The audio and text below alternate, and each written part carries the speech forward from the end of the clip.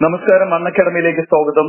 ഉദ്ദേശവും ലക്ഷ്യവുമില്ലാത്ത പരിശ്രമവും ധൈര്യവും അപൂർണമാണ്.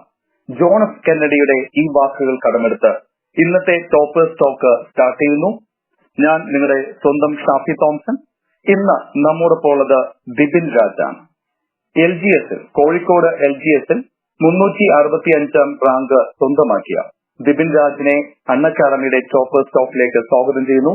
ദിബിൻ രാജ്, സ്വാഗതം. ഓക്കെ. ദിബിൻ, എവിടെയാണ് കോഴിക്കോട് താമസിക്കുന്നത്? എന്റെ വീട് വടകരയാണ്. ഓക്കെ. വടകരയാണ് എന്റെ പ്രോപ്പർ പ്ലേസ്. വടകരയിലെ മടപ്പള്ളി കോളേജിനടുത്താണ് വീട്. Okay okay okay Dibin. Okay, വീട്ടിൽ ആരൊക്കെയുണ്ട്? എന്റെ വീട്ടിൽ അച്ഛനുണ്ട്, പിന്നെ അമ്മയുണ്ട്, പിന്നെ ഒരു സിസ്റ്ററുണ്ട്. ഓക്കെ ഓക്കെ, ശരി ശരി. അപ്പൊ മൂത്ത ആളാണോ?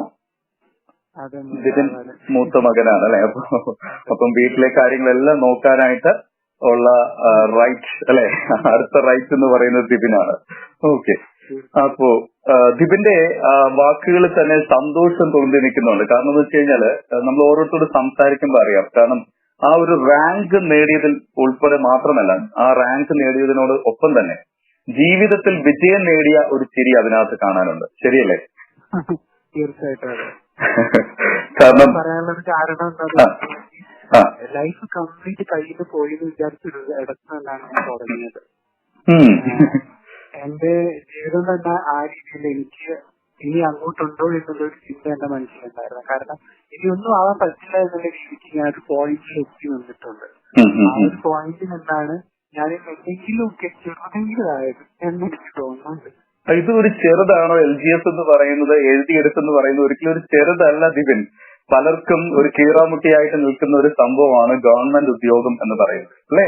ഈ ഒരു പ്രായത്തില് ഈ LGSല് 365 റാങ്കിലാണ് എത്തി നിൽക്കുന്നത്. അതൊരു വലിയ കാര്യം തന്നെയാണ്. ഓക്കെ.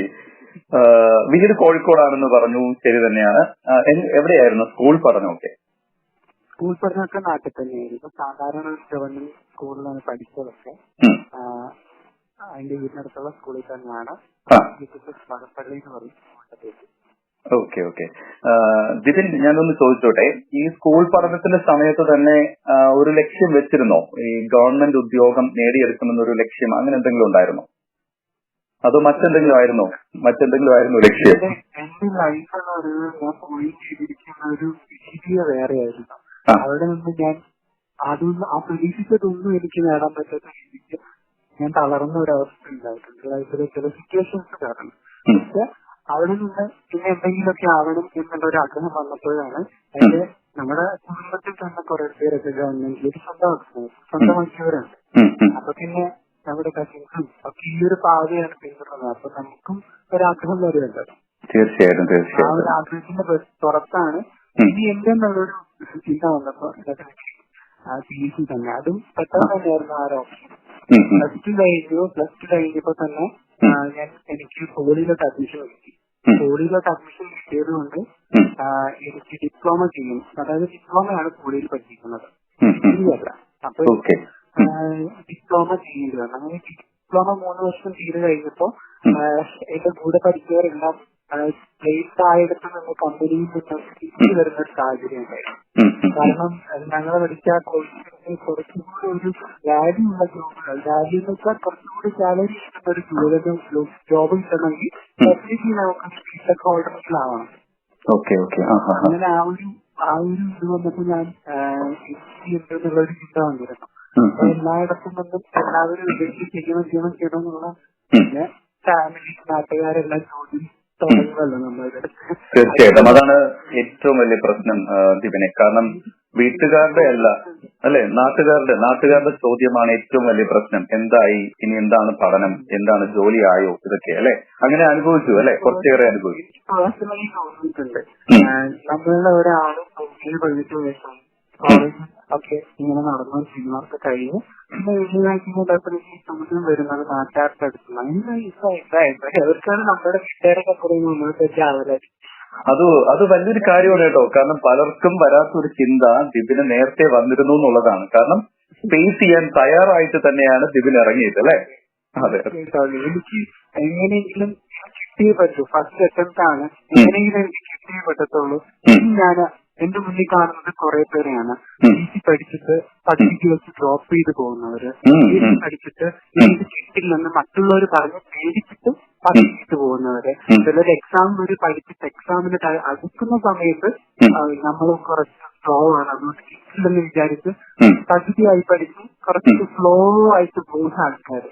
അപ്പൊ നമ്മള് നമ്മുടെ മാക്സിമം ഇൻപുട്ട് ഇട്ട് കഴിഞ്ഞിട്ട് എനിക്ക് അതിൽ നിന്ന് നല്ലൊരു ഔട്ട്പുട്ട് കിട്ടും എന്നുള്ളത് എന്റെ മനസ്സെന്ന് പറഞ്ഞതാണ്. പിന്നെ എന്റെ മുന്നേ പോയവര് കുറെ പരീക്ഷ പോയവരുണ്ട്, അവരുടെയൊക്കെ നമുക്ക് അടുത്തുള്ളവരോടും അല്ലെങ്കിൽ അവരോട് സംസാരിക്കാനൊക്കെ എനിക്കതൊക്കെ കിട്ടിയിട്ടുണ്ട് പല സമയങ്ങളിലായിട്ട് നാട്ടിലുള്ളവരുണ്ട്.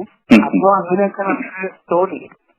ശരി. അപ്പോ ശരിക്കും പറഞ്ഞാല് ദിപിൻ രാജിനോട് സംസാരിച്ചപ്പോ ഒരു കാര്യം എനിക്ക് മനസ്സിലായത്, നമ്മുടെ PSCക്ക് വേണ്ടി പ്രിപ്പയർ ചെയ്തുകൊണ്ടിരിക്കുന്ന ഉദ്യോഗാർത്ഥികൾ കേൾക്കേണ്ട വാക്കുകളാണ് ദിപിന്റെ വായിൽ നിന്ന് വന്നുകൊണ്ടിരിക്കുന്നത്. കാരണം അത്രയും പെർഫെക്റ്റ് ആയിട്ട് പറഞ്ഞു കഴിഞ്ഞു. നമ്മുടെ ഇടയിൽ ഏതൊക്കെ തരത്തിലുള്ള പഠിതാക്കളുണ്ട്, അവര് അതെ കൃത്യമായിട്ടുള്ള വാക്കുകൾ, അതാണ് ഞാൻ പറഞ്ഞത്. കൃത്യമായിട്ട് നമുക്ക് കിട്ടിയിരിക്കുന്ന ഒരു കൃത്യതയുള്ള ഒരാളെ തന്നെയാണ് കിട്ടിയിരിക്കുന്നത്.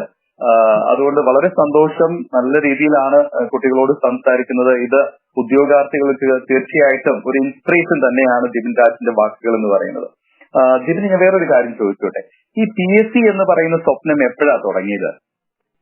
അതെ, PSC എന്ന് പറയുന്ന സ്വപ്നത്തിലേക്കുള്ളത് തുടക്കം തന്നെ എന്റെ ലൈഫിൽ ഞാൻ ക്വസ്റ്റ്യൻ ആയി തന്ന ഒരു ടൈമാണ്. അതും എന്റെ ഈ ഒരു ഡിപ്ലോമ കഴിഞ്ഞ് ഇനി എന്ത് എന്നുള്ള ഒരു ചോദ്യം. എനിക്ക് മുന്നോട്ട് നീങ്ങാൻ പറ്റാത്ത ഒരു സിറ്റുവേഷൻ, എനിക്ക് അനങ്ങാൻ പറ്റുന്നില്ല. പക്ഷെ ഇതൊന്നും കുറെ കാലങ്ങളുടെ ഗ്യാപ്പിലല്ല, എല്ലാം സഡനായിരുന്നു. പ്ലസ് ടു കഴിഞ്ഞു, പിന്നെ ഡിപ്ലോമ ജോയിൻ ചെയ്തു. ജസ്റ്റ് ഞാൻ കമൗട്ട് ആയപ്പോ തന്നെ എനിക്ക് ഇങ്ങനെയുള്ള ക്വസ്റ്റ്യൻസ് വന്നു. വിത്തിൻ നമ്മളുടെ ഒരു റിസൾട്ട് വരാനുള്ള ഒരു ഗ്യാപ്പ് ഉണ്ടല്ലോ, ആ ഗ്യാപ്പിൽ തന്നെ എനിക്ക് ഇങ്ങനെയുള്ള കുറെ ക്വസ്റ്റ്യൻസ് നേരിടേണ്ടി വന്നു. അപ്പൊ ഞാൻ ഇങ്ങനെ മനസ്സിൽ വിചാരിച്ചിരുന്നത് എന്തെങ്കിലും എന്റെ മൈൻഡിലൊക്കെ കിട്ടിയേ പറ്റത്തുള്ളൂ എന്നുള്ളൊരു സിറ്റുവേഷൻ ആയി. പിന്നെ ഒരു കാര്യം ഉണ്ടല്ലോ, ഇപ്പോഴും എനിക്ക് തോന്നിയിട്ടുള്ള ഒരു കാര്യം, ആരാണ്ട് പറഞ്ഞിട്ടുള്ളതാണ്, എന്റെ മനസ്സിലത് തറച്ചു പോയി ഒരു ഞാൻ കേട്ടപ്പോ. നമുക്ക് ഇനി ഒരു ഹോപ്പും ഇല്ല, ഇതാണ് നമ്മുടെ ഒരേ ഒരു വഴി എന്ന് നമുക്ക് തോന്നിക്കഴിയുന്ന നിമിഷം മുതൽ നമ്മൾ ആ വഴി ലക്ഷ്യമാക്കി നടത്തിയിരിക്കും, നമ്മൾ എത്തേണ്ടടുത്ത് എത്തിയിരിക്കും എന്നെനിക്ക് തോന്നി. അത് എപ്പോഴും കേട്ടതാണ് ഞാൻ, അതിന്റെ മൈൻഡിൽ ഇങ്ങനെ കിടക്കാം. ഇതേ ഉള്ളു നിനക്ക് വഴി, ഞാൻ തന്നെയല്ല എന്ന് നമുക്ക് പറയാം. എനിക്കിതേ ഉള്ളു വഴി, ഈ വഴി പോയില്ലെങ്കിൽ ഒരു ഇത് വഴി പോകാനാണ്. അപ്പൊ പിന്നെ എനിക്ക് തോന്നി ഇത് തന്നെയാണ് ഞാൻ തിരഞ്ഞെടുക്കേണ്ടത്. കറക്റ്റായിട്ട് ഇതിനു വേണ്ടി പ്രിപ്പയർ ചെയ്തു. പിന്നെ ഒരു കാര്യം എന്ന് പറയുന്നത്, ഞാനിപ്പോ കണ്ടിട്ടുണ്ട് പലരെയും, അവർ PG പഠിച്ചുകൊണ്ടിരിക്കുന്നവരായിരിക്കും. അപ്പൊ അവര് കുറെ വർഷങ്ങളായിട്ട് PG പഠിക്കുന്നു.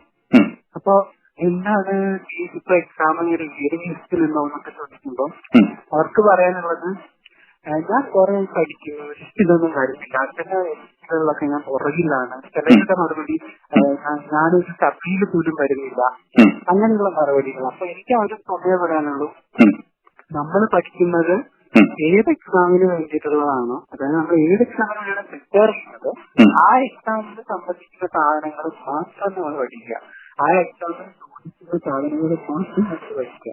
അതായത് അനാവശ്യമായി കണ്ട എന്തൊക്കെയോ പഠിച്ചു വെച്ചിട്ട് കൃത്യമായ രീതിയിൽ എനിക്ക് തന്നെ സിലബസ് തന്നിട്ടുണ്ട്. കൃത്യമായ രീതിയിൽ പഠിക്കാം, അത് അടുത്ത ചിട്ടയോടെയുള്ള പഠനത്തിലൂടെ ശേഷം. അപ്പം ഈ സിലബസ് കൃത്യമായിട്ട് ദിപിൻ നോക്കിയിരുന്നു അല്ലെ? സിലബസ് കൃത്യമായിട്ട് നോക്കിയിരുന്നു എന്ന വാക്കുകളിൽ കറക്റ്റ് ആയിട്ട് നെല്ലിക്കുന്നുണ്ട്.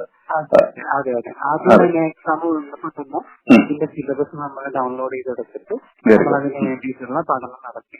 അപ്പൊ അതിന് പ്രത്യേകമായിട്ടുള്ള ഒരു ടൈം ടേബിൾ വല്ലതും പ്രിപ്പയർ ചെയ്തിരുന്നോ ഇതിനു വേണ്ടി? ടൈം ടേബിൾ എന്ന് വെച്ചിട്ടുണ്ടെങ്കിൽ ഞാനിപ്പോ ഒരു റാങ്ക് ഫയൽ ആ സമയത്ത് ഡിപ്പെൻഡ് ചെയ്തിരുന്നത് ആദ്യ സമയങ്ങളിൽ.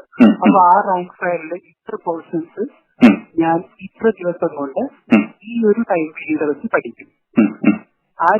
അത് ഏതെങ്കിലും സമയം ക്രമീകൃതമായിട്ട് നോക്കിയിരുന്നോ? അതായത് രാവിലെ ഇത്ര ടൈമില് അങ്ങനെ പഠിച്ചിരുന്നപ്പോ കുറച്ചും കൂടെ മനസ്സിലായിരുന്നു, അങ്ങനെ എന്തെങ്കിലും?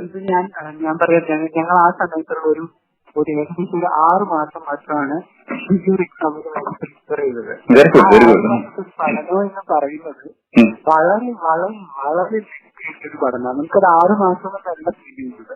എന്നൊക്കെ എനിക്ക് ആലോചിക്കുമ്പോൾ അതൊരു വളരെ വലിയൊരു ടൈം പീരീഡ് ആയിട്ടാണ് ഫീൽ ചെയ്യുന്നത്. കാരണം നമ്മൾ രാവിലെ എണീറ്റിട്ട് വളരെ നേരത്തെ 6 മണിക്കൊക്കെ നമ്മൾ വന്നിട്ട് ഞങ്ങളുടെ ക്ലബിൽ ഞങ്ങളുടെ സുഹൃത്തുക്കൾ എല്ലാവരും കൂടി ഇരിക്കുന്ന ക്ലബില് കമ്പൈൻ നടത്തുകയാണ്.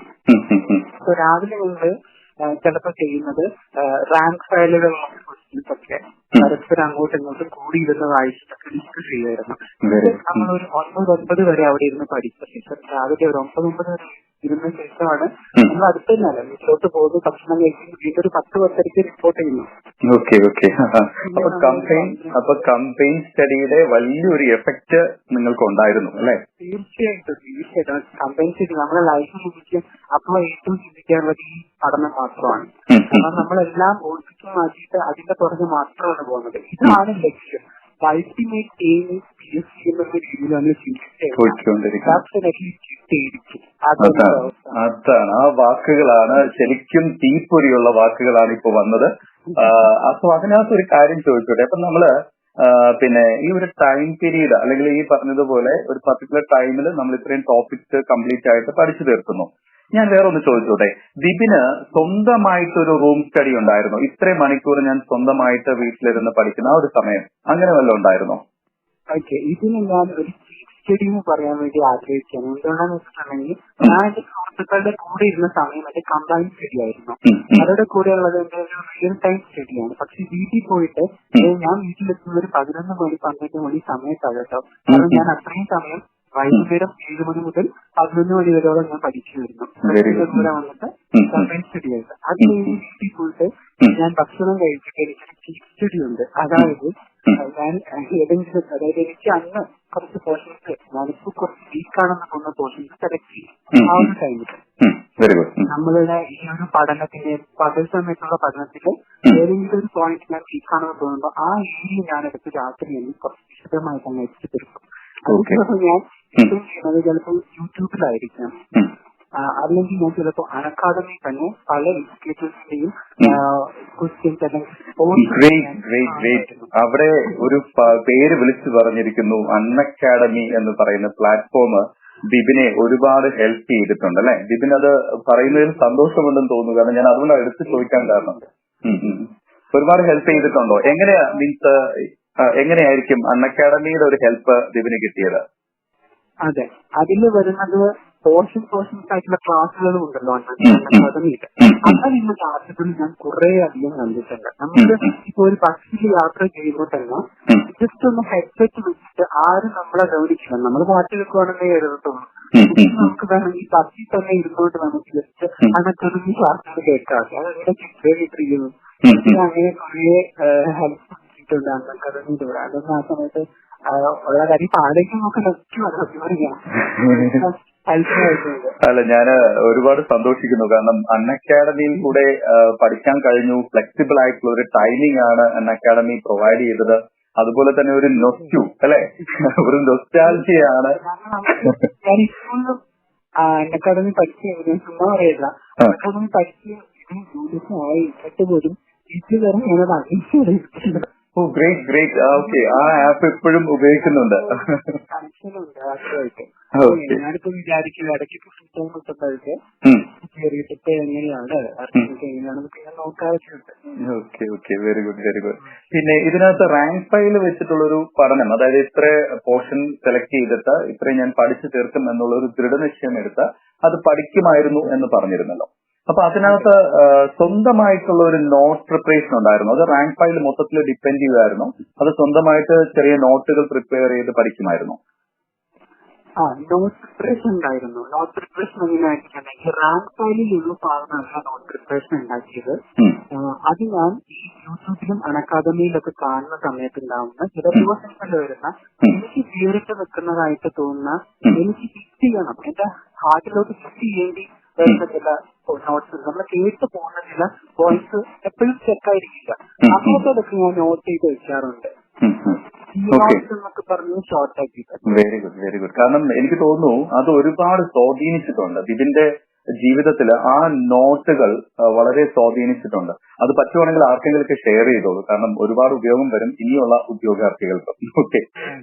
പിന്നെ മറ്റൊരു ചോദ്യം എന്ന് പറയുന്നത് മോഡൽ എക്സാം അപ്പൊ നമ്മളിപ്പോ PYQ ഉപയോഗിക്കുന്നുണ്ട്, വർഷങ്ങൾ കൊണ്ടുള്ള PYQ. അപ്പൊ അത് വെച്ചിട്ട് ഓരോ ആഴ്ചയും എന്തെങ്കിലും മോഡൽ എക്സാം ഒക്കെ അറ്റൻഡ് ചെയ്തിരുന്നോ? ഞാൻ ടോട്ടൽ കറക്റ്റ് ആയിട്ട് പറയാൻ പറ്റില്ല, 50 ക്വസ്റ്റ്യൻ പേപ്പേഴ്സ് ആണ്. എത്രയാണ്, എത്ര ക്വസ്റ്റ്യൻസ് ആണ്? 50. Very good, very good. 50 questions LGSനെ ബേസ് ചെയ്തിട്ടുള്ള 50 ക്വസ്റ്റ്യൻ വർക്ക്ഔട്ട് ചെയ്തു. ഞാൻ വർക്ക്ഔട്ട് ചെയ്തിട്ടുണ്ട്. അത് തീർക്കണം. അതായത് എന്റെ ആ ഒരു ടൈം പീരീഡ് എനിക്ക് ലിമിറ്റഡ് ആയിരുന്നു. ഞാൻ പഠിക്കാൻ തുടങ്ങിയ സമയം തന്നെ എന്റെ മൈൻഡ്, ഞാൻ കേരളത്തിലുള്ളത് കുറെ പഠിച്ച് കുട്ടികളുടെ ഇടയിൽ കയറുന്നു. അപ്പൊ എനിക്ക് എന്റെ മനസ്സിൽ വരുന്ന ഒരു ഇമാജിൻ വെച്ചിട്ട് ഈ ഒരു ലിമിറ്റഡ് ടൈമിന്റെ ഉള്ളിൽ എനിക്കത് തീർക്കാൻ പറ്റണം. Definitely I should do that. അപ്പൊ ഞാൻ അതിന് വേണ്ടി എടുത്തത് മുന്നേ ഉള്ള ഈ പ്രീവിയസ് ക്വസ്റ്റ്യൻസും അതുപോലെ തന്നെ മോഡൽ ക്വസ്റ്റ്യൻസും കംപ്ലീറ്റ് വർക്ക്ഔട്ട് ചെയ്തു. മോഡൽ ക്വസ്റ്റ്യൻസ് ആണ് എനിക്ക് അത് വളരെ തന്നെ സഹായിച്ചു. അത് ചെറിയൊരു കാര്യമല്ല ഇതിന് 50 ക്വസ്റ്റ്യൻസ് വർക്ക്ഔട്ട് ചെയ്തു എന്ന് പറയുന്നത്.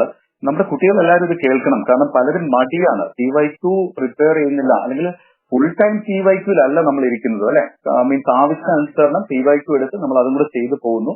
സ്വന്തമായിട്ട് ഒരു നോട്ട് പ്രിപ്പയർ ചെയ്യുന്നു, റാങ്ക് ഫയൽ യൂസ് ചെയ്യുന്നുണ്ട്, പിന്നെ ഈ പറയുന്ന പോലെ അൺഅക്കാഡമി യൂസ് ചെയ്തു.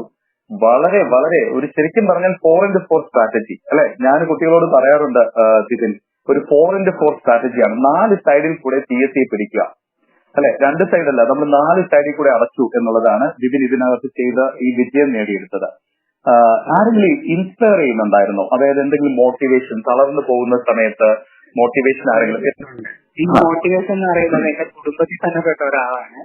ചേട്ടൻ ഇപ്പോ ഒരു വീടുമായിട്ട് വർക്ക് ചെയ്യായിരുന്നു. പേര് പറയാം, അദ്ദേഹത്തിന്റെ പേര് പറയും.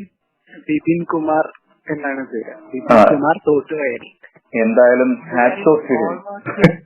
ഞാൻ കണ്ടതിൽ വെച്ചിട്ട് എന്റെ ലൈഫിൽ ഞാൻ കണ്ടത് ഏറ്റവും ഒരു PSC കയറുന്ന വ്യക്തിയാണ്. സത്യം പറഞ്ഞാൽ ഞാൻ സ്കൂളിൽ പഠിക്കുന്ന സമയത്ത് തൊട്ട് കേൾക്കുന്നതാണ് ഏട്ടന്റെ വിജയമാണ്. ഏട്ടൻ കയറാത്ത എക്സാം ഇല്ല.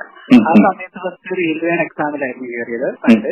അപ്പൊ അതിന് ശേഷം കുറെ എക്സാമുകൾ എഴുതി, LD ക്ലർക്കായി, അങ്ങനെ ഇങ്ങനെയൊക്കെ വന്ന് ഇരിക്കുകയാണ് പുള്ളി. ഇപ്പൊ കുറെ ലിസ്റ്റുകളുണ്ട്. പിന്നെ എനിക്ക് പറ്റിയ ഒരു പ്രശ്നം എന്ന് വെച്ചിട്ടുണ്ട്, എനിക്കും ആ ഒരു ഭാഗത്ത് തുടർന്ന് തന്നെയാണ് ആഗ്രഹം. പക്ഷെ ഞാൻ ആ പരീക്ഷ എഴുതിയതിനു ശേഷം എക്സാമുകൾ വളരെ കുറവായിരുന്നു.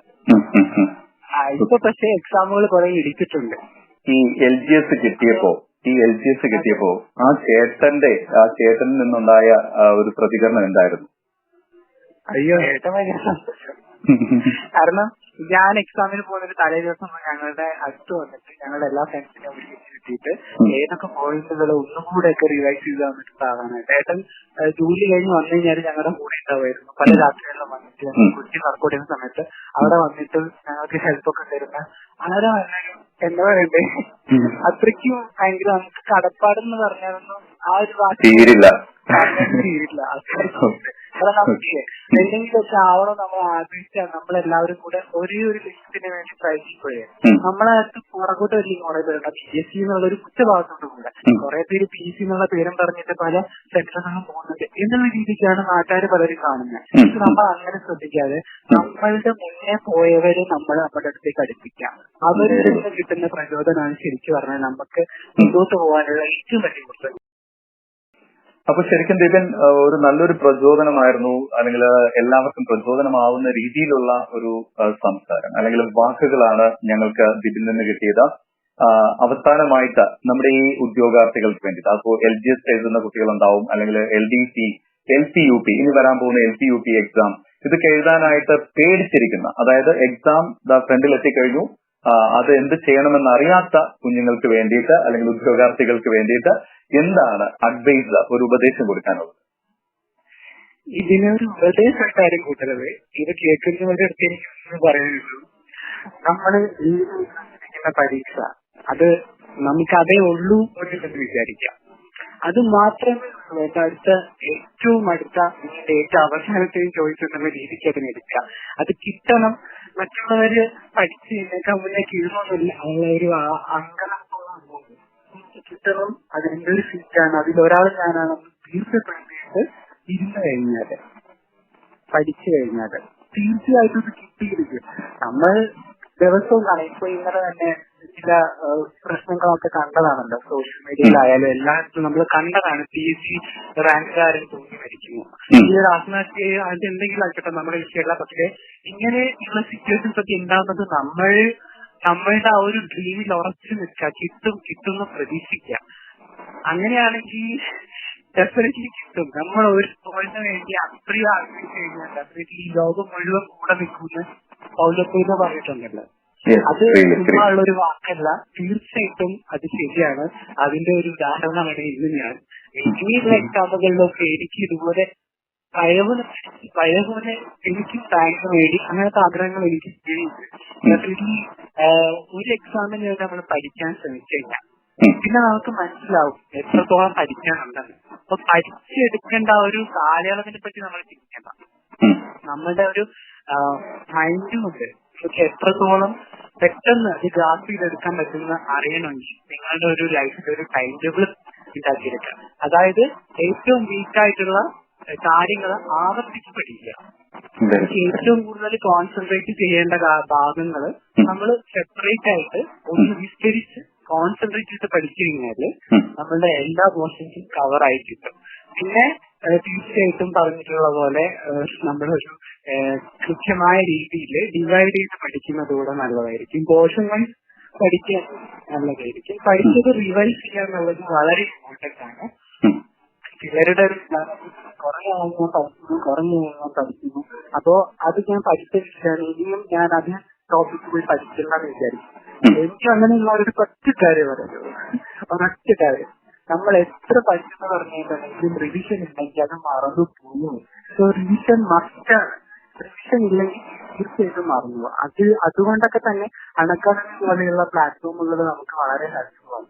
റിവിഷൻ നമുക്ക് നടത്താൻ വളരെ ഹെൽപ്ഫുൾ ആയിട്ടുള്ള ഒരു പ്ലാറ്റ്ഫോമാണ്. അപ്പൊ ഇങ്ങനെയുള്ള നല്ല ക്വാളിറ്റി ആയിട്ടുള്ള ആപ്പുകളൊക്കെ നമുക്ക് ഉപയോഗിക്കാൻ പറ്റും. അതിനൊക്കെ നമ്മൾ സമയത്തിൽ കൊണ്ടുവരിക. കുറച്ചൊക്കെ നമുക്ക് കൂടുതലായിട്ട് ആഡ് ഓൺ പോയിന്റ്സ് ആണ് അതൊക്കെ. അതിൽ നിന്ന് കിട്ടുന്നതെല്ലാം ക്വസ്റ്റ്യൻസ് ഒക്കെ ആയിരിക്കും ചിലപ്പോൾ റാങ്ക് നിർണ്ണയിക്കുന്നത്. സോ അങ്ങനെയുള്ള കാര്യങ്ങൾ നമ്മൾ നമ്മുടെ പഠനത്തിൽ ഉൾപ്പെടുത്തും. പിന്നെ നമ്മള് ആ ഒരു പഠനത്തിന്റെ ടൈമൊക്കെ അഡ്ജസ്റ്റ് ചെയ്ത് കറക്റ്റായിട്ട് പഠിച്ചു കഴിഞ്ഞാൽ തീർച്ചയായിട്ടും എക്സാമിൽ കിട്ടും. പിന്നെ നമ്മൾ താഴ്ത്താനും ഇതുപോലെ പുറകോട്ട് വലിക്കാനും കുറെ പേരുണ്ടാവും. അവരൊന്നും മൈൻഡ് ചെയ്യുക, നിങ്ങൾ നിങ്ങളുടെ ലക്ഷ്യം അത് മാത്രം മുന്നിൽ വെച്ചാൽ അത് മാത്രമാണ് ലൈഫെന്ന് മനസ്സിലാക്കുക. എന്നിട്ട് അത് കിട്ടിയിട്ടേ പുറകിലോട്ട് പോകുന്ന ഒരു എന്താ പറയാ തീരുമാനം എടുക്കാം. കിട്ടിയിട്ടേ നമ്മൾ പുറകിലോട്ട് പോകുന്നു. അല്ലെങ്കിൽ ഡെഫിനറ്റ്ലി നമ്മളുടെ മൈൻഡിൽ നമ്മളെ തളർത്താൻ പോകുന്നു. ആ ഒരു രീതിക്ക് എല്ലാവർക്കും വരുന്ന എല്ലാ എക്സാമുകളിലും ആഗ്രഹിച്ച പോലെ ഉയർന്ന റാങ്കുകൾ കിട്ടട്ടെ, അതുപോലെ ആഗ്രഹിച്ച പോലെ നല്ലൊരു ജോലി കിട്ടട്ടെ എന്ന് ഞാൻ മനസ്സിലേക്ക് പ്രാർത്ഥിക്കുന്നു, ആശംസിക്കുന്നു. ഒരുപാട് നന്ദി ദിപിൻ രാജ്. ശരിക്കും പറഞ്ഞാല് സംസാരിച്ചുകൊണ്ടിരിക്കുമ്പോൾ നിർത്താൻ തോന്നുന്നില്ല. കാരണം അത്രമാത്രം മോട്ടിവേഷനാണ് ഈ വാക്കുകളിൽ നിന്ന് കിട്ടിയിരിക്കുന്നത്. അപ്പോ എന്തായാലും നമ്മുടെ ഉദ്യോഗാർത്ഥികൾക്കെല്ലാം ഇതൊരു പ്രചോദനമാവും. ഈ വാക്കുകൾ ഒരു മുതൽക്കൂട്ടാവും, ശക്തിയാകും. ഇനി വരുന്ന എക്സാമുകളെല്ലാം കോൺഫിഡൻസോടുകൂടി അതിനെ നേരിടാൻ കഴിയുമെന്നുള്ള കാര്യത്തിൽ ഒരു സംശയവും വേണ്ട. അപ്പോ എന്തായാലും ഞാൻ ദിപിൻ രാജിന്റെ വാക്കുകൾ കടമെടുക്കുന്നു. ഇനി ഒരു ഹോപ്പ് ഇല്ല, ഇതാണ് നമ്മുടെ വഴി എന്നാണ് നമ്മൾ മനസ്സിലാക്കി കഴിഞ്ഞാൽ എല്ലാ കീറാമുട്ടിയായി നിൽക്കുന്ന എക്സാമുകളും PSC എന്ന് പറയുന്നത് ഒരു പ്രശ്നമേ അല്ല എന്ന് കണ്ടുകൊണ്ട് നമുക്ക് മുമ്പോട്ട് പോകാൻ പറ്റും. അപ്പോ ഈ ഒരു ടോപ്പിക് അല്ലെങ്കിൽ ഈ ഒരു ടോപ്പേഴ്സ് ടോക്കിന്റെ ഈ ഒരു അധ്യായം ഇവിടെ അവസാനിക്കുന്നു, വൈൻഡപ്പ് ചെയ്യുന്നു. അപ്പോ പുതിയൊരാളുമായിട്ട് ഞാൻ നിങ്ങളുടെ അടുത്തേക്ക് വരും. Good bye.